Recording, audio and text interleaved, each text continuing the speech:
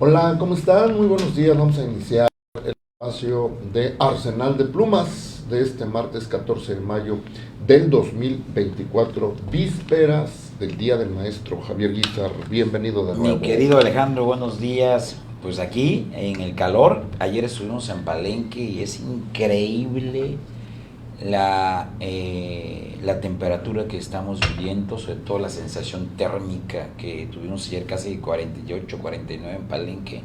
Por cierto, también estuvo ayer el candidato de Morena a la gobernatura de Chiapas. El evento de Palenque inició a las 9 de la mañana porque es insoportable, Alejandro, insoportable. Y es un tema que sí tenemos todos, tanto ciudadanos como autoridades de los tres niveles de gobierno, tener que reflexionar sobre el clima, mi querido Alejandro, porque esto es efecto de una responsabilidad humana de lo que estamos viviendo. Terrible, Alejandro. Muy bien, pues vamos a empezar con las 8 columnas de Ultimátum el día de hoy. Dice abusos y excesos de Janet Obando. Ella es lideresa del partido Fuerza por México, Chiapas. Denuncian que presuntamente registró planillas ficticias, lo platicábamos la vez pasada, planillas ficticias a presidencias municipales, con eso estaría engañando al candidato de Morena y aliados. La presidenta de dicho partido tendrá que explicar ante autoridades por qué realizó tal inscripción sin haber pedido el consentimiento de las personas y decir de dónde obtuvo sus credenciales de elector. Está claro que posiblemente robó información de particulares y eso es un delito grave, ¿no? Eso lo remite, las 8 columnas lo remite a mi texto de hoy, de Acá Entre Nos, y allí también estoy abordando las injusticias y abusos de Janet Obando en el partido Fuerza por México. ¿Qué estoy diciendo, Javier? Que Janet Obando, por ejemplo, se autoimpuso como dirigente estatal un sueldo de 40,000 pesos mensuales. Hay otros personajes ahí en la nómina que no he dado a conocer todavía sus nombres, los daré a conocer después. Pero aparte de su sueldo de 40,000 pesos, fíjate, compró celulares de alta gama con cargo al partido político. Ahí tengo la copia de la factura. Un iPhone 15 Pro Max color negro. Otro iPhone 15 Pro Max color azul. Uno con valor de 24,999.14 pesos y el otro con valor de 28,878.45 pesos. Eso hay que agregarle los accesorios, porque no lo compraron sin accesorios, más el IVA. Fíjate, la factura es de esos dos teléfonos más accesorios, 64,845 pesos. ¿Qué dice la factura? Que fue comprados esos equipos con una tarjeta de crédito. El partido político no tiene tarjeta de crédito, bueno, entonces se infiere que es una tarjeta de crédito o de ella o de alguien, ¿no? Pero ahí está la factura a cargo del partido Fuerza por México. O sea, yo pago, pero lo meto como factura, recupero el dinero, ¿verdad? Claro. Es lo que sucede ahí. Bueno, eso fue lo que pasa ahí. Y entonces pongo ahí, ¿verdad? Pero a los de abajo, a los jóvenes que fueron contratados para hacer trabajo de oficina, no les ha pagado desde hace 2 meses. Les anda regateando cifras y engañando que ya pronto saldrá la nómina y no les paga. Los trae del tingo al tango, pisotea sus derechos. Varios de ellos trabajaban hasta altas horas de la noche porque andaban a las carreras antes de que venciera el plazo de registro de candidatos. Y quién sabe cómo le hacían, digo yo, para pagar taxis e irse a sus casas, porque el transporte público ya no está funcionando a esas horas nocturnas. Janet Obando, digo ahí, se comporta como políticos soberbios, como oligarquía, pues. Solo piensa en ella, que ella esté bien, con jugosos sueldos, comer en restaurantes caros, y a los de abajo los minimiza, los desprecia y los ve con desdén. Todavía no les ha pagado, hasta esta mañana estuve preguntando, no les ha pagado. Yo digo, Fuerza por México es un partido de la coalición de la cual es candidato a la gubernatura Eduardo Ramírez Aguilar. Y yo me hago la pregunta, ¿verdad? ¿Sabrá eso el candidato Eduardo Ramírez Aguilar, quien siempre se ha pronunciado por causas justas? Así es. Ahí está el asunto. El asunto, yo le digo a la audiencia es que cuando retomamos los periodistas estos temas, es porque atrás de todo eso hay injusticias. De eso nos hemos quejado siempre y contra eso estaremos luchando siempre. Ya hemos dicho que Janet Obando fue corrida del Partido Acción Nacional también por ese tipo de cosas, ¿verdad? Y ya luego se fue al Partido Fuerza por México cuando tuvieron el registro nacional, con otro que era dirigente nacional de ese partido, que había sido miembro del PAN, ¿verdad? Entonces por eso se juntaron, hicieron ese partido, perdió el registro en el 2021 a nivel nacional y a nivel estatal también lo recuperaron porque faltaban 2 elecciones por ahí. Pero bueno, eso es lo que está pasando en ese partido. Me sigue llegando información, quiero decirte, de otras anomalías. Tengo datos ahí de quienes están en la nómina también. Tiene familiares, tiene a otros funcionarios que estuvieron en el PAN cuando ella estuvo ahí, ¿verdad? A todos los corrieron de allá y ella les dio cabida acá, ¿no? Vamos a seguir denunciando porque se trata de injusticias, la verdad. Mientras siga cometiendo injusticias y actos anómalos, nosotros seguiremos denunciándolos.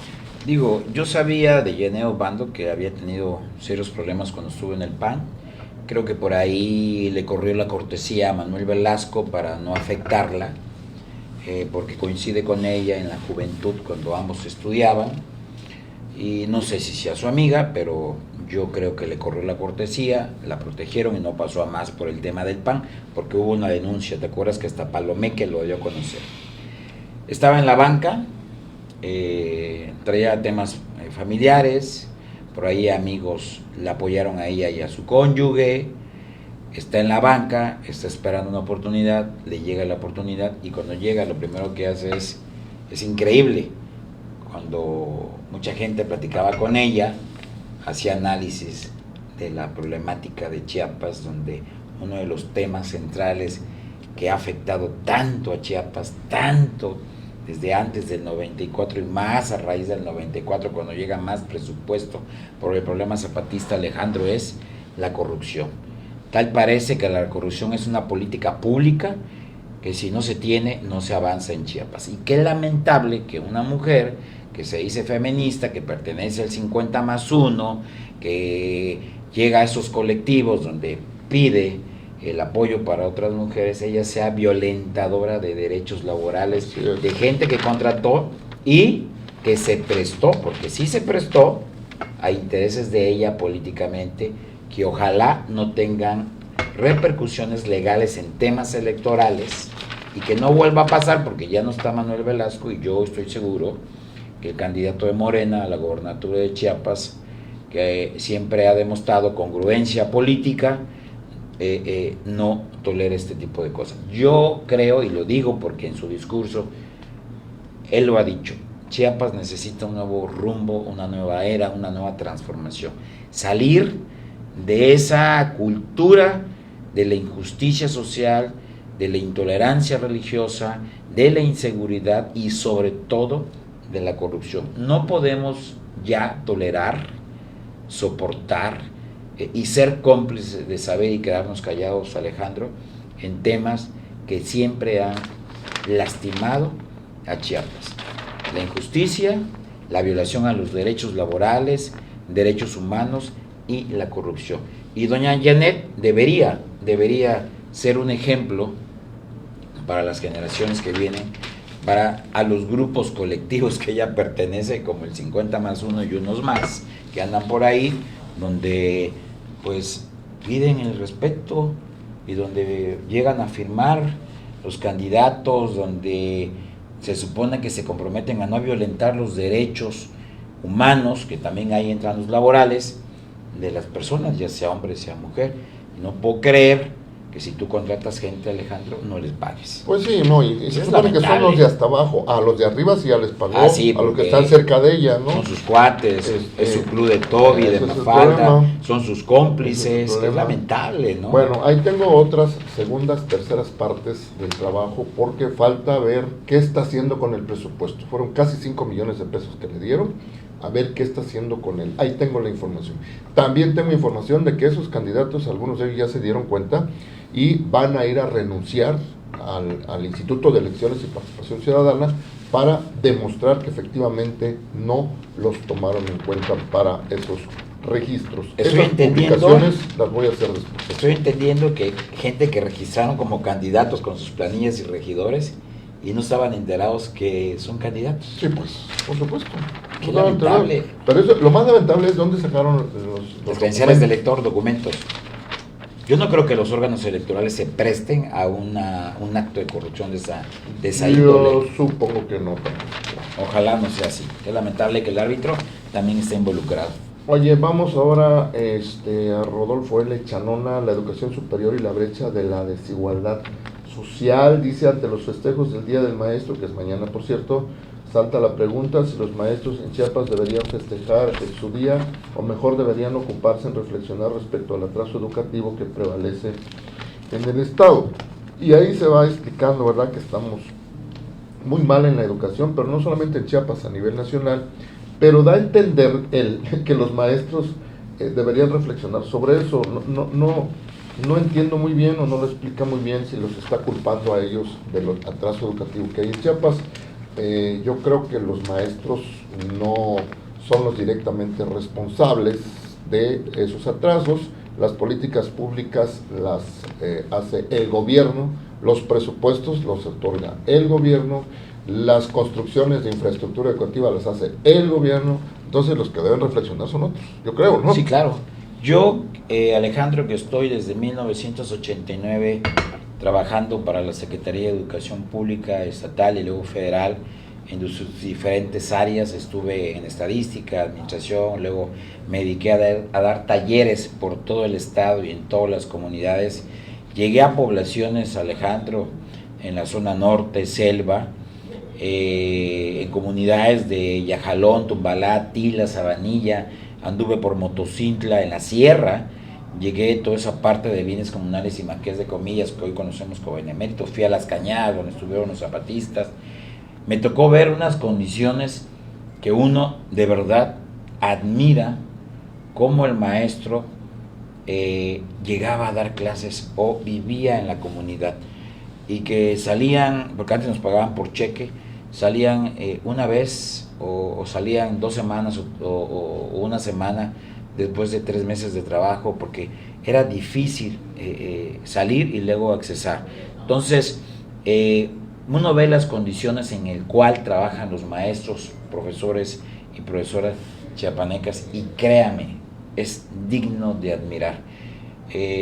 Hacer un trabajo en una comunidad, en una parte tan compleja ahorita como es la sierra, en Chiapas, en esa zona de frontera con Malapa, Motocintla, donde ya no solamente es la marginación, la desnutrición, la pobreza extrema, la pobreza, sino los temas de inseguridad.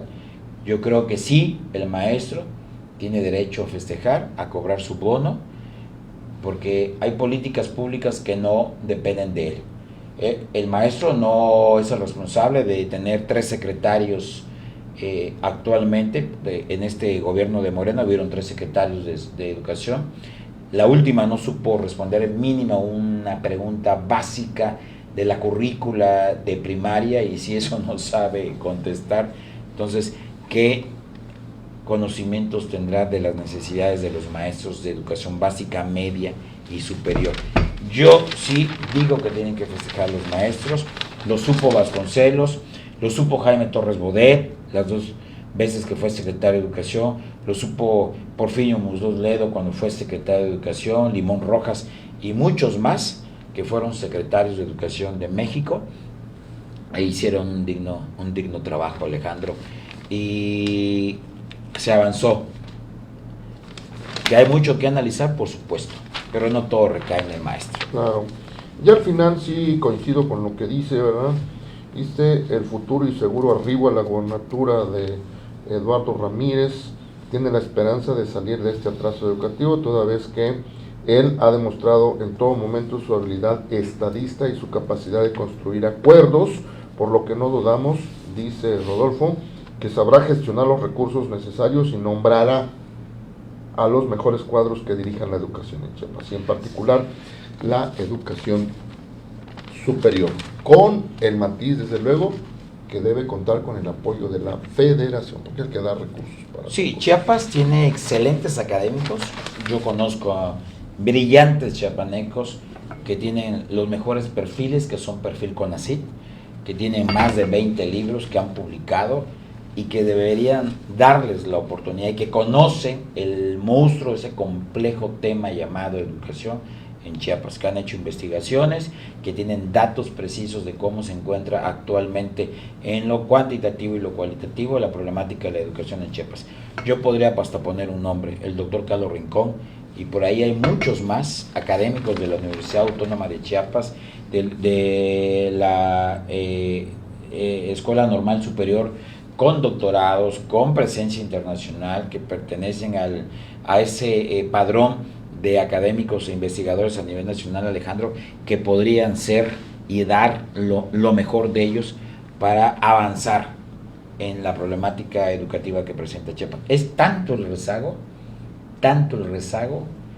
que mínimo estamos a 50 años para mejorar la problemática educativa en Chiapas, desde infraestructura, desde lo elemental, la infraestructura, hasta los apoyos a un docente para actualizarlo en temas pedagógicos, Alejandro. Sí, porque habría que empezar ahorita con los niños, desde kinder, primaria, secundaria, ¿eh? Porque esta generación ya lo que les son tocó, 20 les años tocó. más o menos, mínimo 20 años, Por una eso, generación. Por eso, empezar desde ahorita. Sí.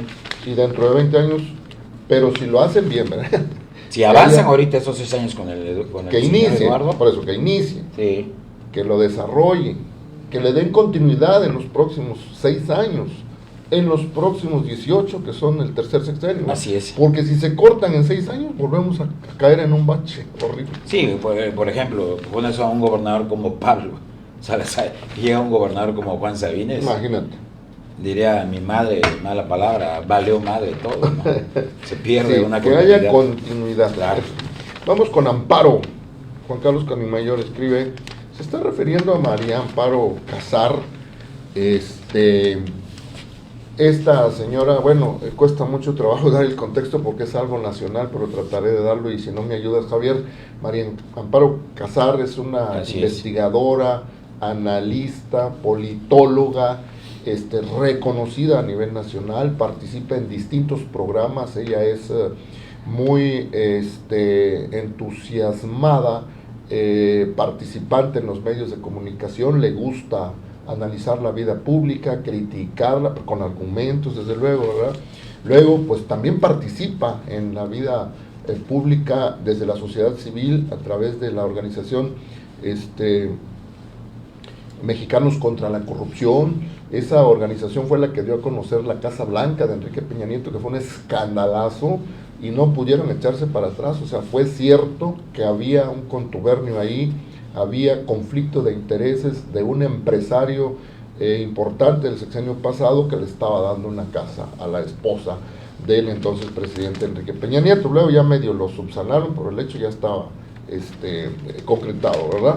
Bueno, pues es ella ahora que también publicó un libro donde denuncia muchas irregularidades, corrupción de este gobierno, ¿no? En donde están involucrados los hijos del presidente, los cercanos colaboradores del presidente. Entonces le enojó el presidente, le empezaron a rascar a María Amparo Casar y resulta que hace 20 años, en el 2004, falleció su esposo, era trabajador de Pemex, se hicieron las investigaciones correspondientes, hasta el fiscal de aquel entonces o el procurador general de la Ciudad de México de aquel entonces, pues era funcionario de la izquierda a la que pertenece López Obrador y validaron esas investigaciones de que el señor había fallecido y por lo tanto ella debía ser merecedora de una pensión de Pemex que ya está en la ley. A todos los que sufren esas circunstancias, trabajadores de Pemex, les dan ese beneficio. Y aparte, un seguro que tenía con una empresa particular. Entonces le rascaron y resulta que están inventando, supongo yo, porque no han podido probar con elementos hasta ahorita, de que el señor se suicidó.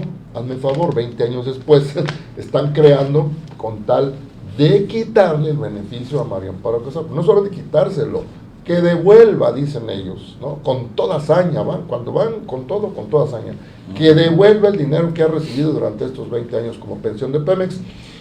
Y hace poquito, no sé si antier o ayer, se judicializó el asunto, ya fueron a presentar una denuncia ante la Fiscalía General de la República, o sea que van con todo contra María Amparo Casar, y Juan Carlos Canimayor aborda este tema desde el sentido crítico de que el presidente está cobrando venganza en contra de esta señora porque ha sido crítica de su gobierno y porque publicó ese libro, ¿verdad? Y yo nada más recuerdo, habría que buscar las grabaciones por ahí, 1500 veces el presidente dijo: la venganza no es lo mío, la persecución no es lo mío, si es fuera, imagínate. Todo lo que hace, todo lo contrario a lo que dice en esos aspectos es lo que está haciendo ahora. Y fíjate, hoy Sergio Sarmiento habló de eso, el conductor de noticiarios del Heraldo Radio, de que él coincidía con Andrés Manuel López Obrador cuando en el 2003 lo quisieron desaforar, acuérdate, para sacarlo de la carrera presidencial, y Andrés Manuel dijo en aquel entonces que las instituciones no deberían ser utilizadas para perseguir a los adversarios. Y dijo Sergio: así estuve de acuerdo con él en aquel entonces y sigo estando de acuerdo con él en aquel entonces, pero qué lástima que ahorita él esté utilizando a las instituciones para cobrar venganzas personales. Otra contradicción más. Sí, claro. Y lo increíble es que en ese tiempo el que era procurador de la Ciudad de México, Bernardo Batis, que es amigo del presidente, colaborador del presidente, cuando le preguntan sobre ese tema, y dice que él jamás se reunió con Amparo Casar,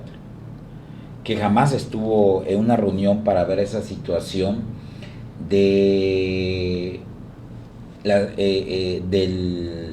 accidente que tuvo su marido y que supuestamente actualmente dicen que fue un suicidio y que eso implica el cambio legal de la pensión. Cuando le preguntan, dice: pues yo no me acuerdo, pero el presidente Andrés Manuel López Obrador dice que usted se reunió.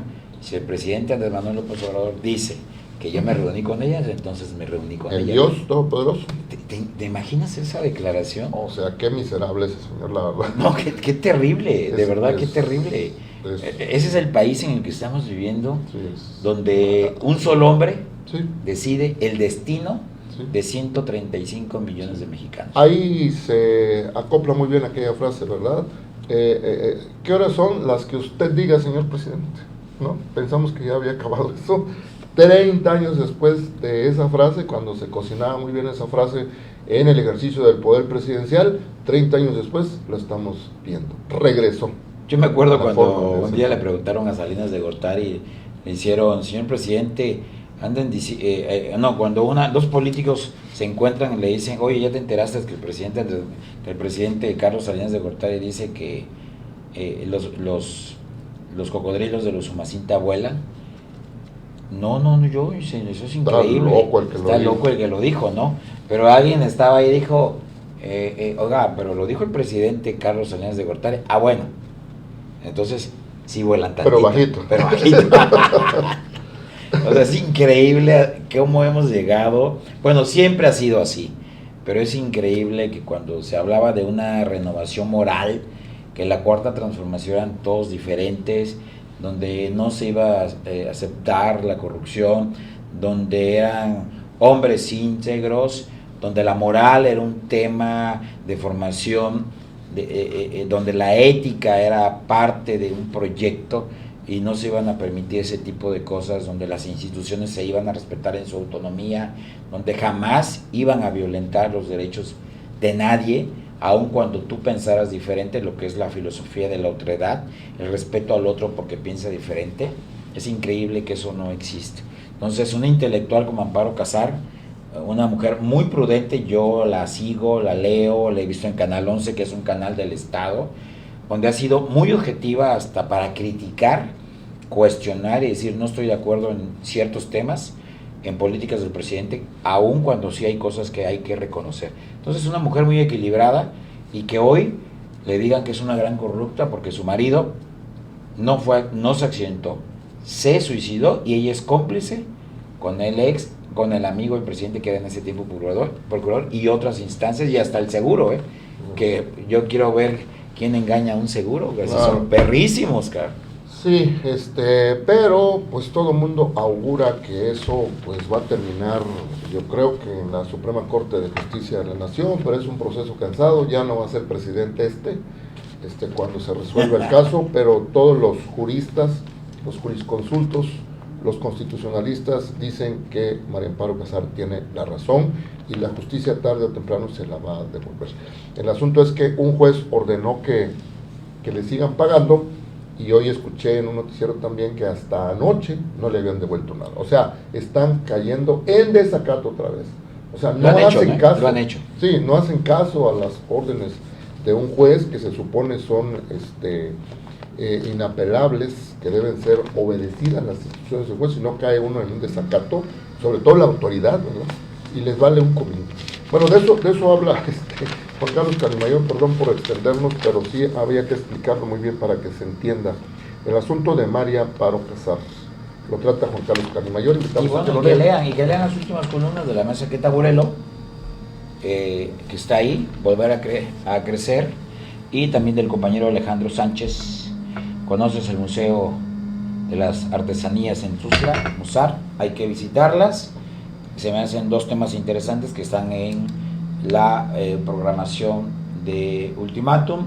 Dese la oportunidad, dese esa inquietud de revisar textos muy importantes. Y bueno, y con el tema de lo que estamos viviendo, siempre lo he dicho, es una de mis frases de lo que dijo Helen Miller. Digo, se puede combatir todo, Alejandro. Se puede combatir el analfabetismo, se puede combatir el rezago educativo, se puede combatir la maldad, pero ante la estupidez, sobre todo esa estupidez política, créeme que todos los 130 millones de mexicanos estamos desamparados. Sale, pues terminamos Arsenal de Plumas. Gracias. Hasta pronto.